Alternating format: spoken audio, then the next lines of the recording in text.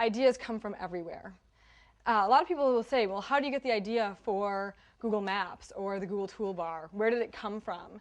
And the answer is, in an environment like Google, ever since the company was small, even till now when it's really large, we expect everyone to have ideas.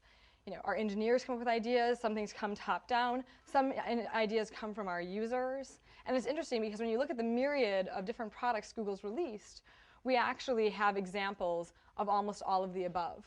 Google Maps, the idea for that actually came from an acquisition. We found these 4 engineers in Australia who were just amazingly good at building mapping interfaces, and combined them with a bunch of JavaScript experts at Google and said, okay, let's take their ideas around how you navigate maps, place them on the web using JavaScript, and ultimately build this really great application. So, ideas really do come from all kinds of different inspirations. There's other things that we do that are very strategic and top-down. When we looked at, say, something like Google Desktop, we thought, for a lot of strategic reasons, we need to have a deeper, more meaningful relationship with our users. What functionality could we provide them that they'll want to have on their computer and that will allow them to access Google really easily all the time? So sometimes it comes from an overall strategy or a strategic concern. Sometimes it comes from an acquisition that we're doing. And sometimes it just comes from someone wanting to solve a problem that they feel we could solve better. Google News is a great example of that.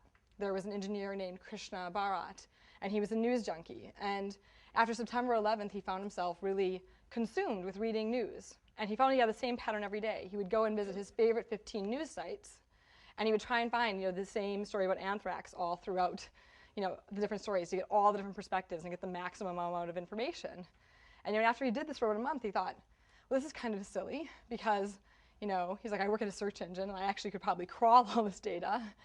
And I could also, he's actually an expert in artificial intelligence, and he thought, I could cluster things. So he built this little script that crawled his favorite 15 news sites, gathered up all the news, and then clustered it. So it would actually group the stories he wanted to read together.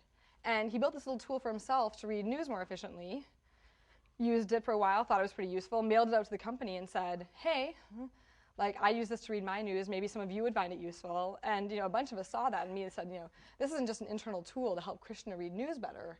This is something that could help a lot of people read news better, and we should take it up to the next level so it's not just a plain white page with lots of blue links, but actually looks more like a news experience and make it available to our users. So there's a myriad of different places that ideas come from, and what you really want to do is set up a system where people can feel like they can contribute to those ideas, and that the best ideas rise to the top in sort of a Darwinistic way, by proof of concept, a powerful prototype, by demonstrating that it's going to fill a really important user need, so on and so forth.